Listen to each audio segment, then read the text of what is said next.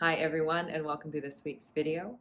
My name is Angel DeSantis. I am a yoga instructor and I make these videos on religious trauma just to bring awareness around what religious trauma syndrome is. And I grew up in a cult called the Children of God. And with this week's video, I want to talk about something that a lot of people have been asking me, which is what do you do to make up for the time lost? Or people ask me, like, I'm 70 years old. I've spent 60 years of my life being a Christian. In my case, I was in the cult for 23 years. And then after that, I went straight into a marriage, which kind of kept me in that space of like service, and I wasn't able to grow. And I've only been doing my life, like investing in my personal life and doing my thing for about 5 years. Um, and so there is, 3 decades gone. There's 30 years, quote, lost for me. And for some of you, it's more than that. For some of you, it's quite a bit more. And that can feel that is really devastating. And there's a lot of components to that. So with this video, I kind of want to break it down and sort it out because the fallout from religious trauma is confusion. And so with this, I just want to invite you to kind of piece out everything so that you can look at it and find some clarity. So with the time that you lost, first, it's important to know that you got to grieve it. It is really important to grieve a thing and to get closure around the chapter. And also, the other thing that you need to do is understand how much responsibility you actually bear for the time lost. Because in my case, I do feel very lucky in that growing up in a cult is not my fault. I had no say in the matter, I had no choice in it. I spent more time than I feel I should have in it, and that was something that I needed to work through and really grieve and understand that, okay, this is not my fault. Now I have my life. Now what do I want to do? So without completely absolving yourself of responsibility, there is a certain amount of time lost that isn't on your shoulders, if that makes sense. And it is really difficult to be victimized by the church or by something that is so domineering for your whole life, and it kind of gives you a scaffolding for your life, and it is really, really difficult to escape from it. And again, I feel blessed for blessed, I don't know if it's the right word, but growing up in a cult, coming out of it, I can look back at the whole thing and be like, wow, that was really incorrect. Whereas for some of you coming from religious structures that are a lot more integrated into society, society accepts it. And in my case, society didn't accept the cult. So when I got into society, I was able to be like, oh, that was bad, and society agrees with me.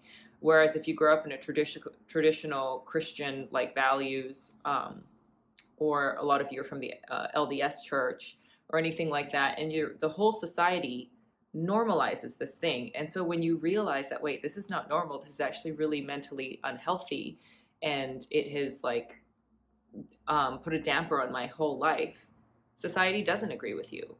And that can feel, it can feel super isolating. It can feel like you're alone in that. But there is a certain part, that isn't your fault because society has normalized it.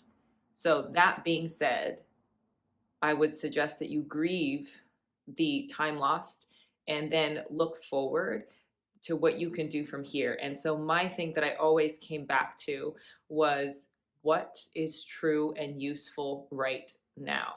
So the first thing I would say is grieve the time you lost. Understand that it is not, quote, all your fault that you lost so much time. There are structures in society that normalize religion. And I don't believe that religion is a bad thing. Abusive religion is a bad thing. And if your life has been held back or you have been made to feel inferior through religion and God is something that has been weaponized against you, then that is an abusive religion and that shouldn't have happened. So I just want to clarify that because I don't think that religion is bad altogether, but abusive religion obviously is. So once you've grieved time lost, which I had to do, and honestly, it took me years to properly grieve it. But once I did that, then I looked ahead and for a good amount of time, for about 3 years, the only question I would ask myself when I was confused was, what is true and useful? And my thoughts had to clear that jump.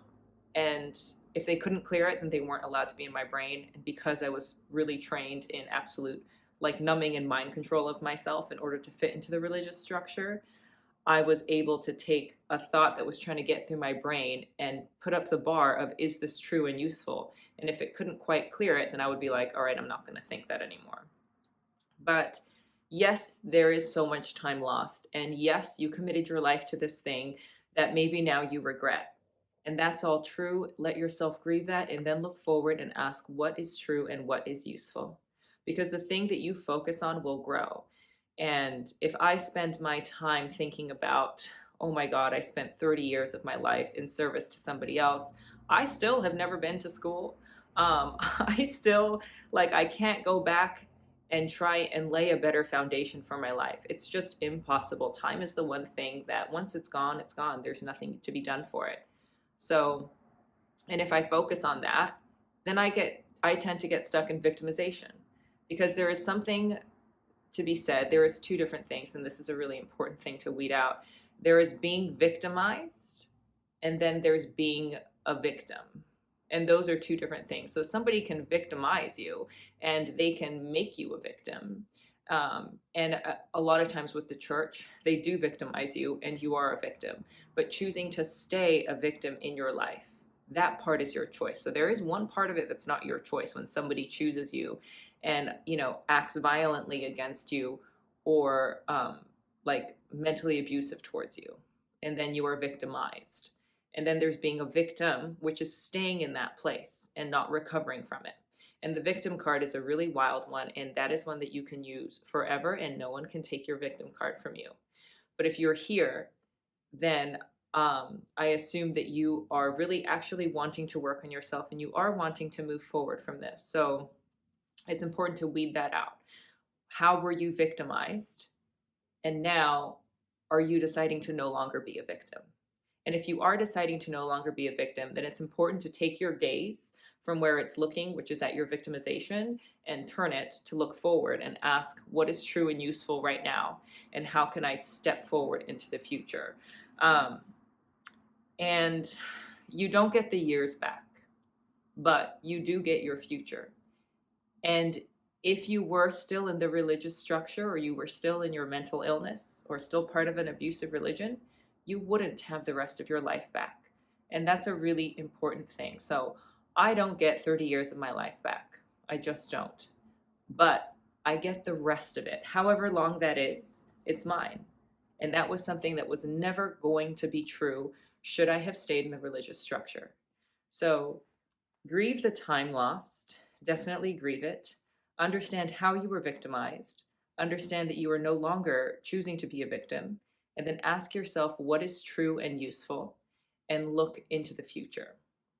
And then now I want to go into the next part, which is trying to figure out what decisions to make for the future. Because one thing that religious trauma or abusive religions teach you, which is that you are bad and the world is bad.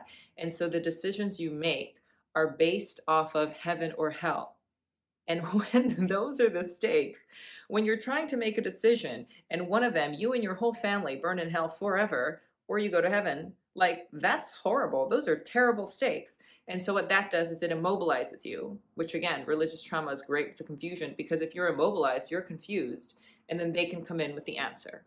So it's important that as you look ahead and ask yourself what is true and useful and what do I want for my future, to understand that the stakes are not life and death. The stakes are life and life. You have your life back.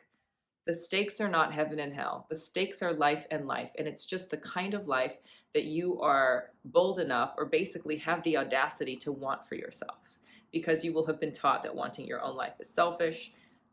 Your life doesn't belong to you, it belongs to the Lord, and the stakes are heaven and hell. And those are all things that make you confused and make you stop.